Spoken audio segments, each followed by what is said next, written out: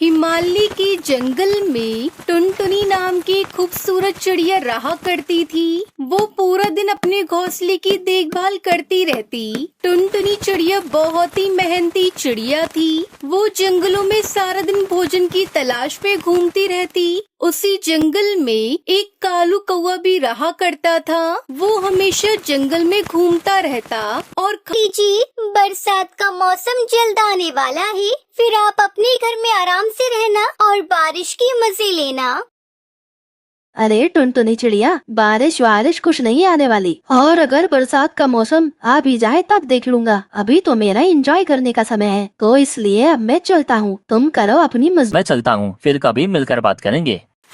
ये कहकर हरिया तोता वहाँ से चला जाता है और दूसरी तरफ कालू कौवे की मुलाकात एक जालिम चील से होती है। क्या कालो भाई, आजकल तो आप बहुत मौज मस्ती कर रहे हैं, खूब मजे ले रहे हो जिंदगी के, और एक हम हैं जो भूख से बेहाल फिर रहे हैं।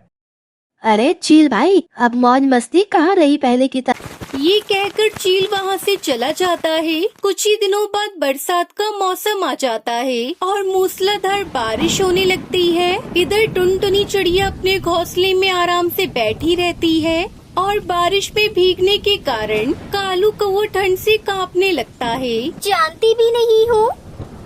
बेटा, मैं तुम्हें रोजाना मेहनत करता हुआ देखता था, और मैं मेहनती और जरूरतमंद पक्षियों की मदद करता हूँ। ये लो बेटा, जादुई अंडा, इसे तुम नीचे जमीन में दबा दो, फिर देखो क्या होता है। फिर टुनटुनी चिड़िया उस बूढ़े गिद्ध की बात मानकर उस अंडे को जमीन में दबा देती है। फिर कुछ ही मिनटों में वहाँ एक सुंदर सा अंडे का घर बनकर तैयार हो जाता है, जिसे देखकर टुनटुनी चिड़िया बहुत खुश होती है। अरे वाह बाबा, ये अंडे का घर तो बहुत ही सुंदर है। बाबा, आपका बहुत बहुत शुक्रिया।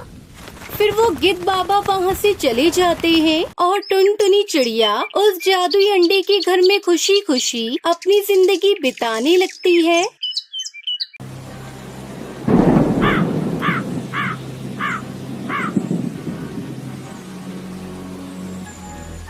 सुंदरवन के जंगल में कालू कौवा अपनी पत्नी और बूढ़े माँ बाप के साथ रहता था। कालू फल बेचा करता था। एक दिन जब कालू शाम को फल बेचकर घर आया तो अपनी पत्नी को काम करता देखकर उससे कहता है, अरे तुम आ गई मायके से, चलो अच्छा हुआ। रोज रोज भोजन